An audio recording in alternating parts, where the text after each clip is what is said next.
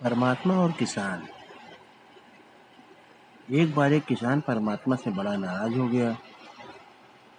कभी बाढ़ आ जाए, कभी सूखा पड़ जाए, कभी धूप बहुत तेज हो जाए तो कभी ओला पड़ जाए।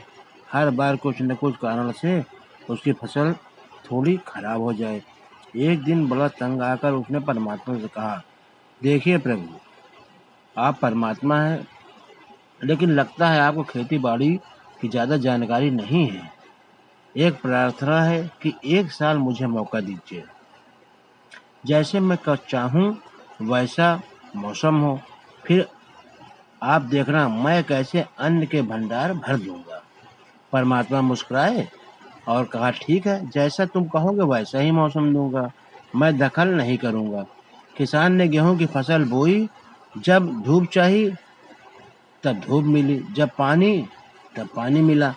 तेज धूप, ओले, बाढ़, आंधी तो उसने आने ही नहीं दिया। समय के साथ फसल बढ़ी और किसान खुशी भी, क्योंकि ऐसी फसल तो आज तक नहीं हुई थी। किसान ने मन ही मन सोचा, अब पता चलेगा परमात्मा को कि फसल कैसे करते हैं। बेकार ही इतने बरस हम किसानों को परेशान करते रहे। फसल काटने का समय भी आया। किसान बड़े गर्व से फसल काटने गया, लेकिन जैसे ही फसल काटने लगा, एकदम से छाती पर हाथ रखकर बैठ गया। गेहूं की एक भी बाली के अंदर गेहूं नहीं था। सारी बालियां अंदर से खाली। बड़ा दुखी होकर उसने परमात्मा से कहा, प्रभु ये क्या हुआ? तब परमात्मा बोले, ये तो होना ही था। तुमने पौधों को संघर्ष का जरा सा भी मौका नहीं दिया।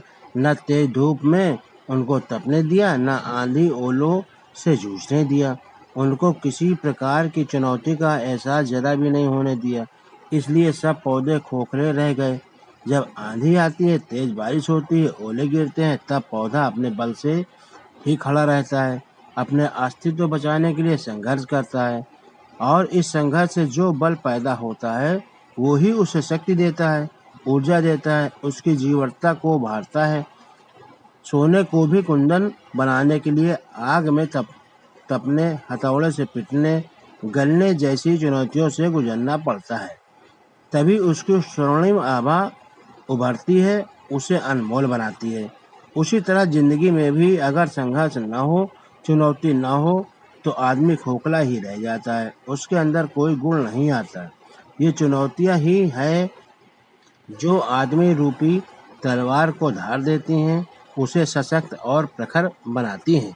अगर प्रतिभाशाली बनना है तो चुनौतियां तो स्वीकार करनी ही पड़ेगी, अन्यथा हम खोखले ही रह जाएंगे।